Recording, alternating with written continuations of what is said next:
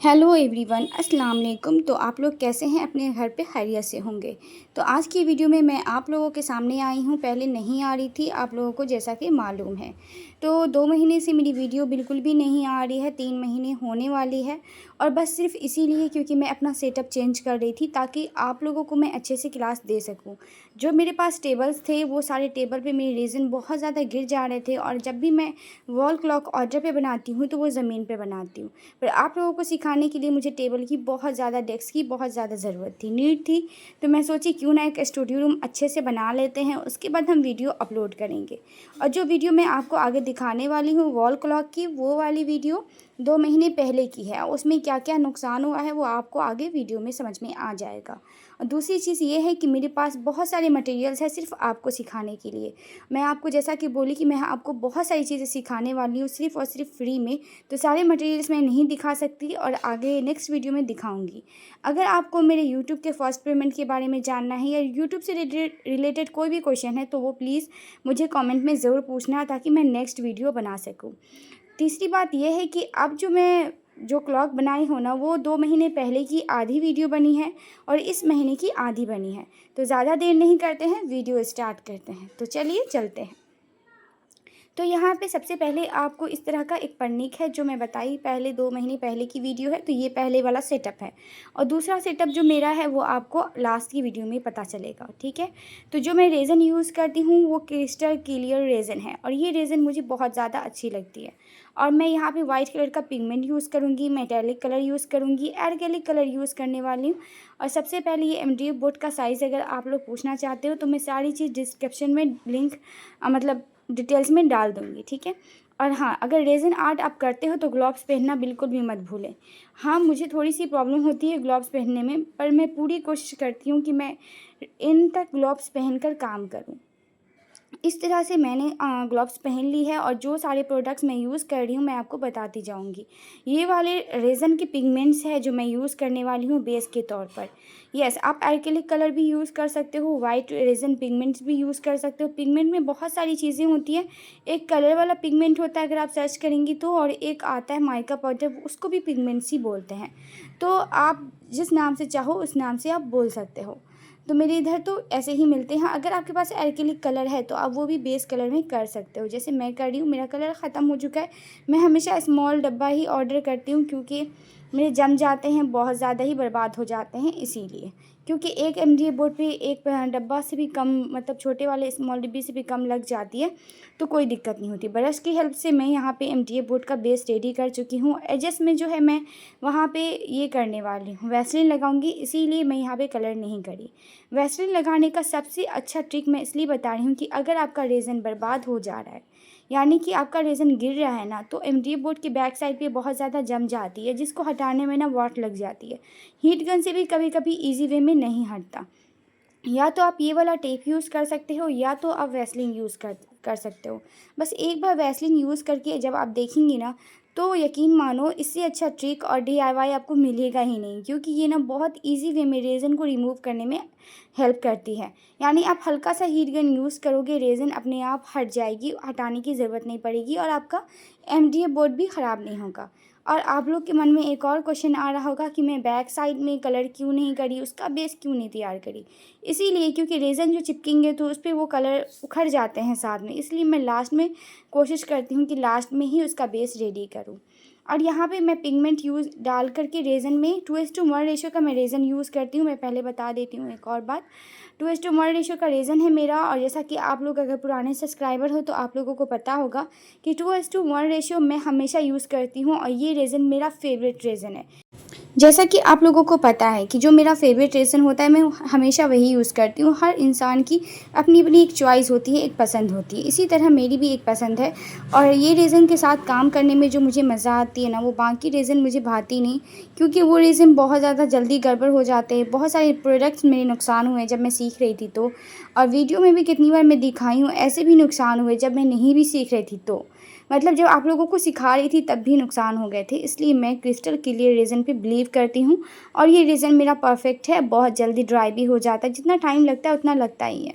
और दूसरी बात मैं बताऊँ कि जैसा कि आप लोगों ने स्टार्टिंग में सुना ही होगा कि मैं अपना सेटअप चेंज करी हूँ, स्टूडियो रूम अलग बनवाई हूँ। इसीलिए क्योंकि यहाँ पे जब नुकसान होना स्टार्ट होगा ना तो फिर आप लोगों को समझ में आएगी कि आखिर क्यों। क्योंकि ये टेबल मेरे बहुत सारे छोटे हैं, 2 महीने पहले की वीडियो है, इस पे पिन्नी बिछाकर मुझे काम करनी पड़ती थी। और हाँ, अगर आप वॉल क्लॉक बना रहे हो ना, कहीं पर भी आप बनाओ ना, तो इस तरह के पन्नी का आपको मिलते हैं। अगर वॉल क्लॉक का पूरा आप किट ऑर्डर करते हो तो इसमें मिल जाती है, ग्लास, स्टिक्स, बहुत सारी चीज़ें इसमें अवेलेबल रहती हैं। सारे क्लॉक की ट्यूटोरियल्स जो होती है ना, जैसे ट्यूटोरियल वीडियो आती है वैसे ट्यूटोरियल किट भी आती है, तो वो अवेलेबल रहती है। अगर आप ट्यूटोरियल देखना चाहो तो उसका पैसा पेमेंट करना पड़ता है आपको, नहीं तो वो किट चाहिए तो सिर्फ किट का पेमेंट करना होता है। तो मुझे क्लॉक बनाने आती है, इसलिए मैं कभी भी पेमेंट ट्यूटोरियल की नहीं करी हूँ। ज़्यादातर मैंने ऑर्डर किट ही किया है, क्योंकि किट ऑर्डर करने में क्या होता है, एक साथ सारे प्रोडक्ट्स मिल जाते हैं। तुलसी रेज़न स्टोर में थोड़े से महंगे प्रोडक्ट्स हैं, थोड़े से ही हैं। अगर आपको सूटेबल पेमेंट लग रही है कि आप दे सकते हो, आपके पास कंफर्ट है, आप पेमेंट करने में कोई आपको दिक्कत नहीं है, तो आप ज़रूर वहाँ से ऑर्डर करना। वहाँ भी बहुत सारी किट्स हैं क्लॉक की। अगर आपको किसी भी क्लॉक की वहाँ देखना, अगर आपको उसकी ट्यूटोरियल चाहिए तो मैं ज़रूर देने की कोशिश करूँगी। और यहाँ पे जो मुझे कलर चाहिए ना, थोड़ी सी लाइट कलर चाहिए, इसी वजह से मैं यहाँ पे मेटालिक कलर का यूज़ कर रही हूँ। गोल्डन का मेटालिक कलर आता है, वो कलर यूज़ कर रही हूँ माइका पाउडर डालकर, ताकि जो मुझे कलर चाहिए वो मुझे मिल जाए। पर यहाँ पे जो टेबल है ना मेरा, थोड़ा सा टेढ़ा है। अब मेरी सिस्टर भी आ गई थी यहाँ पे मेरी हेल्प करने के लिए, क्योंकि वो सोची कि लाओ थोड़ा सा हम भी सीख लेते तुम्हारे साथ, तो वो हेल्प करने आ गई कि थोड़ा साइड हो जाओ। क्योंकि मुझे थोड़ी सी एलर्जी है, जब भी मैं रेज़न का काम ज़्यादा कर लेती हूँ ना कभी कभी, तो प्रॉब्लम्स हो जाती है मुझे। मास्क लगाकर मैं बहुत कम काम करती हूँ रेज़न की, इसीलिए प्रॉब्लम्स हो जाती है। बट आप लोग ऐसा मत करना, मैं तो मेडिसिन लेती हूँ। अगर आप लोगों को मास्क लगाने में कोई दिक्कत नहीं हो रही है तो प्लीज़ आप मास्क ज़रूर लगाएं, क्योंकि मास्क और ग्लोव्स पहनना बहुत ज़्यादा ही ज़रूरी है। अगर इसकी महक या स्मेल कुछ भी आपके फेफड़े तक पहुंच जाती है तो बहुत ज़्यादा परेशानी आती है। अगर आपको साइड इफ़ेक्ट की वीडियो नहीं देखी है, आपने नहीं देखी है, तो प्लीज़ मेरे चैनल पर जाके ज़रूर चेक कीजिएगा। और ये इस तरह से मैं इसको एक दूसरे से मेल्ट कर रही हूँ, मिक्स कर रही हूँ, क्योंकि मुझे जो कलर चाहिए इतना डार्क कलर नहीं चाहिए। क्योंकि मुझे पिक आई थी कि मुझे कैसा क्लॉक उनको बना के देना है, तो उसी हिसाब से मैं इस क्लॉक को रेडी कर रही हूँ। और यहाँ पे मैं हीट गन का यूज़ कर रही हूँ, क्योंकि हीट गन जो है ना बहुत ज़्यादा हेल्प करती है हमारे क्लॉक को बनाने में। कोई भी प्रोडक्ट में अगर आप हीट गन यूज़ करते हो तो सारे बबल्स जो होते हैं ना, वो सब ख़त्म हो जाते हैं, ठीक है। इसी तरह से इस रेज़न को मर्ज किया जाता है वाइट कलर दोनों में मिक्स करके। और जो मुझे मिक्सचर चाहिए, जो लाइट कलर चाहिए, वो अभी तक नहीं आया। तो मुझे लगा थोड़ी सी नीड है रेज़न की, क्योंकि मैं तो रेज़न मेज़रमेंट करके ही इस पर डाली थी, और कुछ बच गए थे जो मुझे लगा कि अब दे देना चाहिए।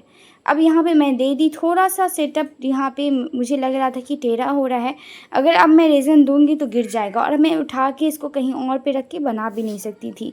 इसलिए मुझे यहाँ पे रेज़न इस पर डालना ही था, क्योंकि अगर मैं नहीं डालती तो वो जम जाते। और ये रेज़न गिरना स्टार्ट हो चुका है टेबल पर, सिर्फ़ और सिर्फ एक ही रीज़न है।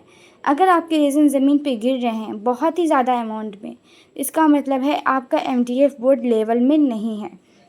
क्योंकि मेरी जो घर की पक्का है ना, वो ज़मीन जो है वो लेवल में नहीं है, तो वहाँ पे कोई भी मैं टेबल रखूँगी तो भी वो लेवल में नहीं हो पाएंगे।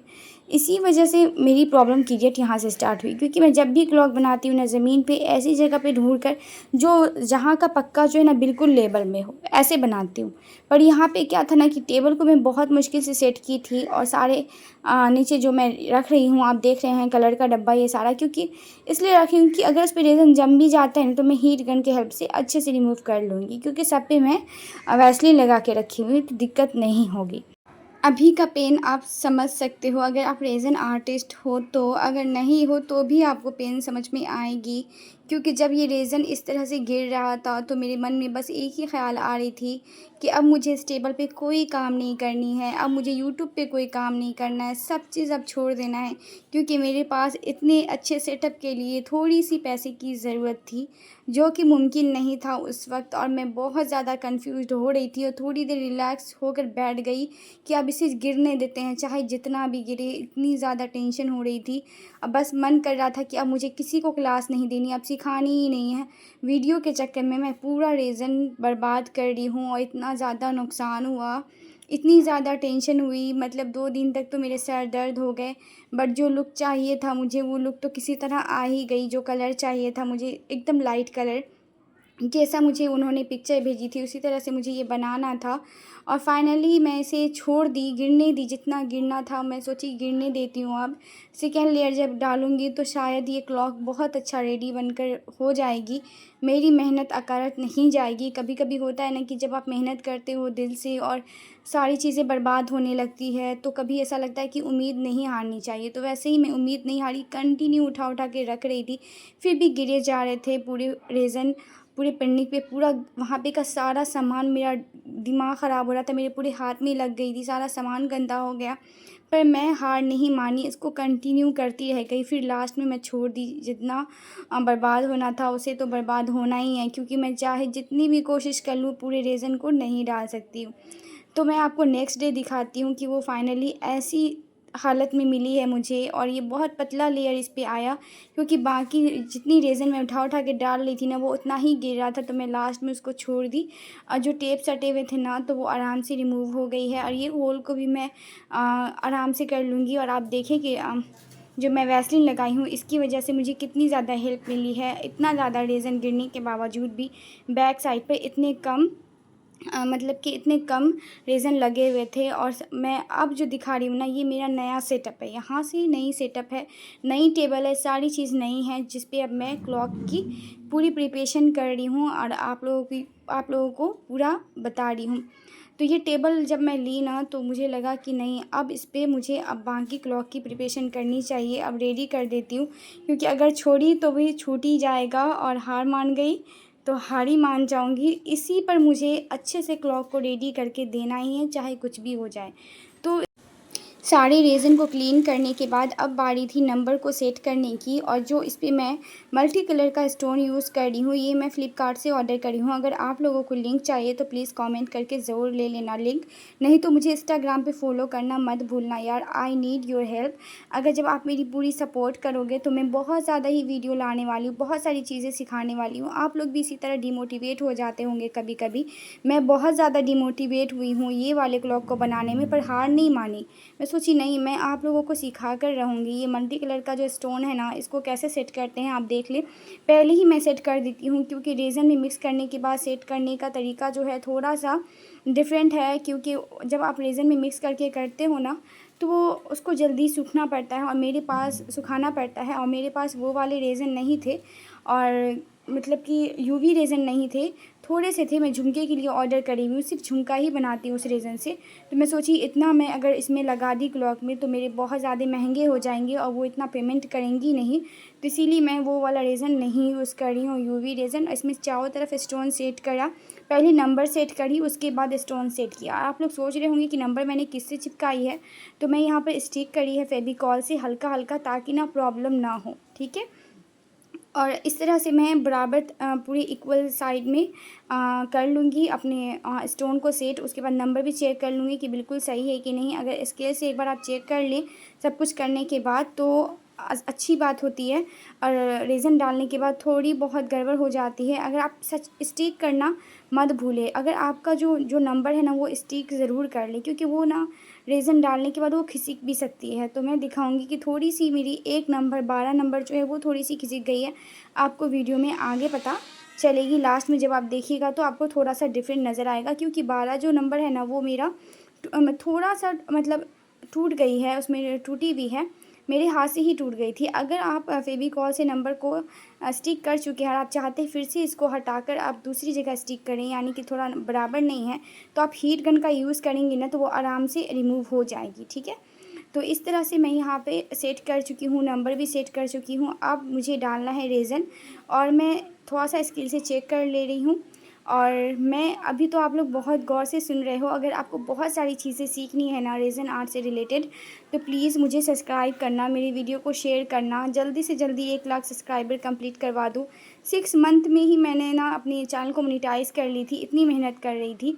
बट बीच में प्रॉब्लम्स आ गई, बहुत सारी प्रॉब्लम्स आती रहती है लाइफ में, तो वो आ गई और मैं वीडियो नहीं शूट कर पा रही थी, वॉइस ओवर नहीं कर पा रही थी, बहुत सारी परेशानियों में घिरी रह गई।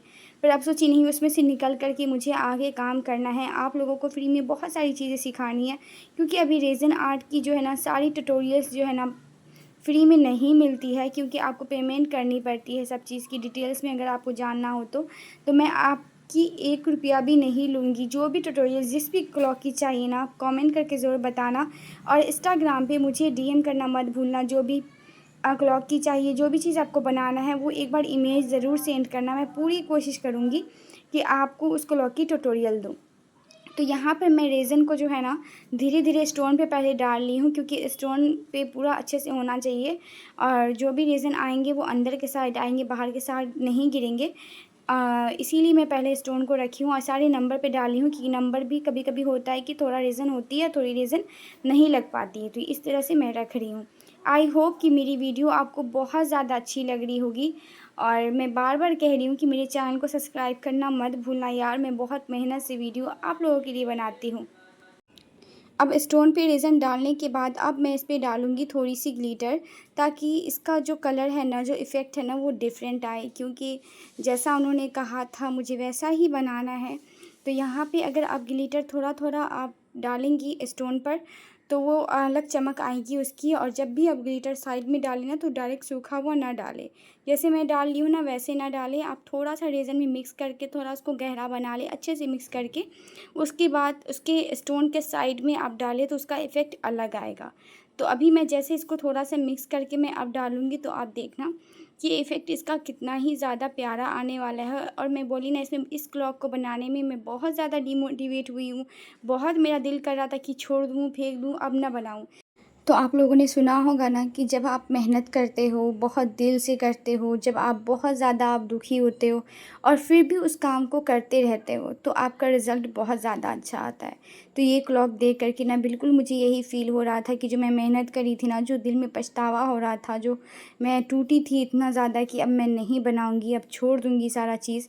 बट ये क्लॉक रेडी होने के बाद ना मुझे बहुत ज़्यादा मोटिवेशन मिली है इस क्लॉक से, क्योंकि ना मैं बहुत ज़्यादा मोटिवेट हो गई थी और ये क्लॉक बहुत ही प्यारा बना और बहुत क्यूट लग रहा था यहाँ पे। और थोड़ा-सा मैं हीट गन की हेल्प से इसको थोड़ा फैला रही थी, ताकि ये ग्लिटर्स ना पूरे में दिखे और ज़्यादा प्यारा लगे देखने में और सबसे प्यारा यही क्लॉक बने और आप लोगों को भी बहुत ज़्यादा पसंद आए और जिनका है उनको तो पसंद आएगा ही।